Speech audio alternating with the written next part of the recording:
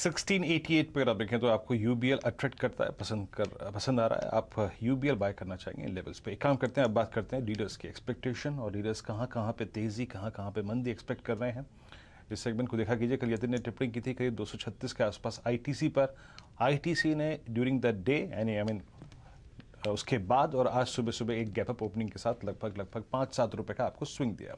ये दिन वो अच्छी कॉल थी, एक्सपेक्टेशंस हालांकि रिजल्ट्स के मद्देनजर थी, लेकिन अब रडार पे क्या है, किन स्टॉक्स पे वो लॉन्ग या फिर शॉर्ट की बात कर रहे हैं?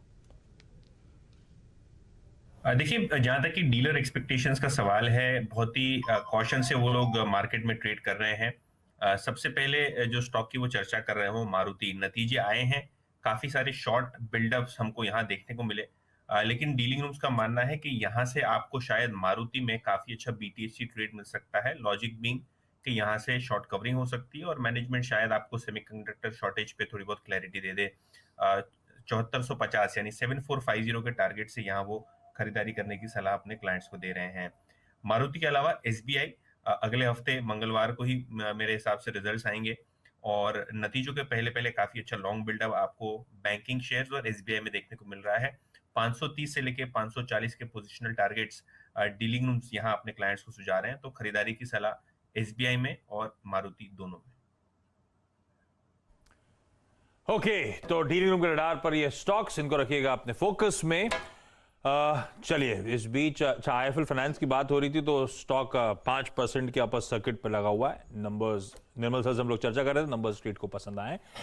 बाजार दिन के लो से हल्की सी रिकवरी दिखाने की कर रहा है कोशिश, तो अब हम वही 250 के जोन की तरफ बढ़ रहे हैं। 240 242 के लेवल्स, आज दिन के लोस थे 201 के, तो 18,200 से हम घूम गए। अब 40-45 अंक उन लोस से इंप्रूव होते हुए, यह है अब तक की बाजार का हाल। अच्छा, दो स्टॉक्स और चर्चा करनी थी मुझे। एक तो जरा टीटी के प्रेस्टीज को दिखाइएगा, आज गजब का मूव आ रहा है। एक तो नंबर्स अच्छे थे, दूसरा एक स्प्लिट का अनाउंसमेंट आना था, तो जो स्टॉक 10,000 का था अब 1,000 का हो जाएगा अगर इसी भाव पे स्प्लिट हो जाए, क्योंकि एक को 10 में विभाजित करने का बोर्ड ने मंजूरी दे दी। ये खबर आई, ये स्टॉक 12-13% के आसपास उछल गया। अच्छी तेजी है। तो सत्रे साहब को स्क्रीन पे दिखाइए। सत्रे साहब, क्या टीटी के प्रेस्टीज, अब न्यूज पैक पे तो बढ़िया मूव आया, ये आगे और चलेगा क्या? आशीष, देखिए, ये मुझे लगता है ये थोड़ा सा पोर्टफोलियो वाला काउंटर है। यहाँ पे ट्रेडिंग थोड़ा सा कम ही है, इलिक्विड है। आज बहुत दिनों के बाद इतनी अच्छी खासी लिक्विडिटी दिख रही है, तो प्रोबेबली आप कह सकते हैं कि मोमेंटम देख के, जैसे ये 10,500 का एक स्विंग हाई इसने निकाला, तो probably it is heading towards probably 11,500 12,000 level. तो लेकिन एक है आशीष, यहाँ पे ट्रेडिंग करना बहुत डिफिकल्ट है क्योंकि स्विंग्स बहुत ज्यादा है। मुझे लगता है यहाँ पे थोड़ा सा फंडामेंटल ज्यादा, तड़का ज्यादा है, तो उसके चलते प्रोबेबली मैं यही कहूंगा, अगर मेरे पास पोजीशन रहता तो मैं इसे होल्ड रखता। That is what I can say, but यहाँ पे ट्रेडिंग मुझे कॉल नजर नहीं आता फ्रैंकली स्पीकिंग। क्यों लेना चाहता था? क्योंकि गौरांग सर ऐसे ही एक दिन आईआरसीटीसी ने अनाउंस किया था, उसके बाद तो ऐसा लगा वो रोकने का नाम ही नहीं लिया उस स्टॉक ने, तो मेरे टीटी के प्रेस्टीज याद आया। अब आईआरसीटीसी इसीलिए क्यों लिया था, क्योंकि आईआरसीटीसी की ध्यान रखिए कल है एक्स डेट वो स्प्लिट की, और परसों है रिकॉर्ड डेट, तो रिकॉर्ड डेट पे होना चाहिए बुक्स पे। तो आज लिया तो T+2 में परसों मेरे को कंपनी की बुक्स पे रिफ्लेक्ट करेगा, तो यार आखिरी दिन है आज, उस हिसाब से रिकॉर्ड डेट पे आपका नाम अगर शुमार करना है तो। पर वो खैर एडजस्टमेंट होते हैं। फंडामेंटली आईआरसीटीसी पे गौरांग सर कॉल क्या है, ये वो मोमेंटम वाले प्लेस सारे फिजल आउट हुए, तो आईआरसीटीसी ने वो दबाव को लीड किया था। अब क्या करना है आईआरसीटीसी पे? At 4,000 attractive enough? तो पहले तो 2019 सितंबर में 320 पे आईपीओ आया था आईआरसीटीसी का, वो दिन था, और ये जो 6,000 के ऊपर के स्तर देखे हमने, वो एक दिन था। और फिर ये शेयर की विभाजन होने की घोषणा, शेयर को एफएनओ में शामिल होना, फिर बैन में आना, और निरंतर ऊपर की तरफ के दायरे। तो जाहिर है आशीष, एक तरफा कोई भी चीज जाती नहीं है ऊपर, उसको थमना पड़ता है, मुनाफा वसूली आती है, नीचे के तरफ के दायरे तय करने पड़ते हैं। लेकिन मेरे ख्याल से करीबन 35-40% के आसपास की गिरावट हमने देखी है, जो 6,000 ऊपर के स्तर बना था, और मौजूदा जो 4,100 के आसपास चल रहा है। तो लंबी अवधि के लिए मेरे ख्याल से कोई बदला नहीं है। IRCTC एंट्री बैरियर्स है, जो खबरें थी उसको लेकर के भी मेरे ख्याल से स्पष्टीकरण आया नहीं है सरकार की तरफ से, जो भी घोषणा हुई थी। और एक मोनोपोली प्ले आज के तारीख में भी है। अगर आपका नजरिया लंबी अवधि का है तो आप अपना निवेश बना करके लगे, और अगर आपने ऊपर के तरफ खरीदारी की है, निवेश लायक पूंजी है, तो इस गिरावट से घबराना नहीं है मेरे ख्याल से।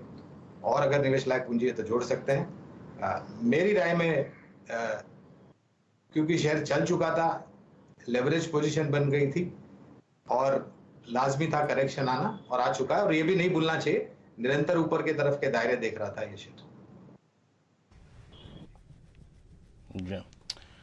IRCTC पे आपका ये व्यू है। इस बीच मेटल्स में थोड़ी सी अगर आप देखें सेलिंग बढ़ती हुई, टाटा स्टील है डे लो, JSW स्टील है डे लो, जिंदल स्टील है डे लो, और एक स्टॉक जो आज एक बार फिर से अगर आप देखें बेयर ग्रिप में आया है और वो है HUL। कल एक हल्का सा अगर आप देखें पॉज था और अब ये जो है फाइनली लोअर एजेस पे बढ़ता हुआ। जरा प्लीज़ HUL का कैंडलस्टिक चार्ट लेके आइएगा, और मैं किस रिस्क की बात कर रहा हूँ। ये फाइनली अगर आप देखें वही कर रहा है जो इसने एग्जैक्टली अगर आप देखें सितंबर, उसके बाद फेब 2021 में किया, और उसके बाद लास्ट इंस्टेंस में 5 अगस्त को किया था। प्लीज़ साल भर का चार्ट रखिएगा। Below 200 day exponential moving average, और ये इस दौर का लो है नया, कल के लो को वॉलेट कर चुका है। राजेश जी, अमूमन ऐसा करने के बाद ये एक कम से कम 50-100 रुपए का डाउन स्विंग और देता है। कोई पुट ऑप्शन लेना चाहेंगे क्या आप HUL में? नेक्स्ट मंथ की, नवंबर की 2300 की पुट रखिएगा स्क्रीन पे। प्रीमियम कितना है उसका पहले प्रीमियम चेक करते हैं, लेने लायक है भी कि नहीं है। राजेश जी। या अच्छा, मुझे लगा आप पुट ऑप्शन देख रहे हैं। देखिए, नेक्स्ट मंथ का अगर पुट है तो बिल्कुल सही आपने कहा कि यार 2400 का जो लेवल है वो इंपॉर्टेंट है। और HUL में ये हुआ कि यहाँ पे डिस्पाइट बीइंग इनटू ओवरसोल्ड, ये सेलिंग कंटिन्यू है, हर लेवल पे सेलिंग हो रही है और सामने एक्सपायरी तो है, तो यहाँ पे प्रेशर प्रोबेबली बना रहेगा। यहाँ पे जो रैली शुरू हुई थी वीरेंद्र जी, वो 2300 के लेवल से हुई थी, 2300-2310। मुझे लगता है वहां पे जाके ये रेस्ट लेगा। तो it's you can say it's a V shape rally and V shape fall, that is what is actually happening in HUL। बशर्ते हर चार्ट पे लगता है कि ओके नाउ यहाँ से पुल बैक लेगा, लेकिन नहीं ले रहा है। तो मुझे लगता है यहाँ पे आपने जो एक स्ट्रैटेजी रखी कि पुट ऑप्शन की strategy, I think that will be a safer strategy.